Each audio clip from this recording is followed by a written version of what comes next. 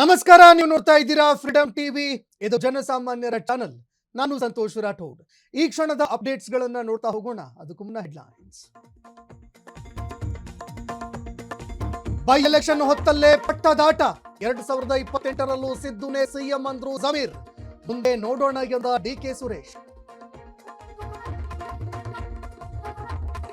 By election ಪ್ರಚಾರದಿಂದ DK Suresh ದೂರ. ಅಣ್ಣನಿಗೆ ಸಿಎಂ ಸ್ಥಾನ ಸಿಗದಿದ್ದಕ್ಕೆ ಮುನಿಸ. ಸಿದ್ದು ವಿರುದ್ಧ ಅಸಮಾಧಾನ.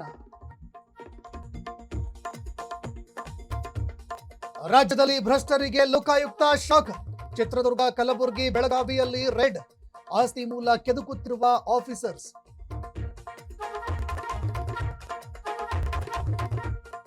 ಆಟೋಗಳಿಗೆ ಗ್ಯಾಸ್ ಸಿಕ್ಕಿಲ್ಲ. ಬೆಂಗಳೂರು ನೆಲಮಂಗಲದಲ್ಲಿ ಚಾಲಕರ ಪರದಾಟ ತಪ್ಪಿಲ್ಲ. ಬಂಕ್ಗಳ ಮುಂದೆ ಪ್ರತಿನಿತ್ಯ ಕ್ಯೂ.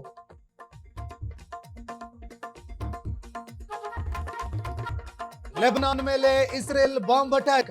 ಹಿಜ್ಬುಲ್ಲಾ ಬಂಡುಕೋರರು ಅಡಗಿದ್ದ ಕಟ್ಟಡಗಳು ಧ್ವಂಸ.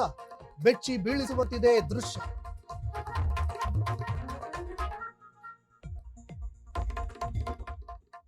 ಕ್ಷಣ ಕ್ಷಣದ ಸುದ್ದಿಗಳಿಗಾಗಿ ಫ್ರೀಡಂ ಟಿವಿ ಸಬ್ಸ್ಕ್ರೈಬ್ ಮಾಡಿ, ಲೈಕ್ ಮಾಡಿ ಹಾಗೂ ಫಾಲೋ ಮಾಡಿ. ಹೊಸ ಸುದ್ದಿಗಳ ನೋಟಿಫಿಕೇಶನ್ಗಾಗಿ ಬೆಲ್ ಐಕಾನ್ ಮೇಲೆ ಕ್ಲಿಕ್ ಮಾಡಿ.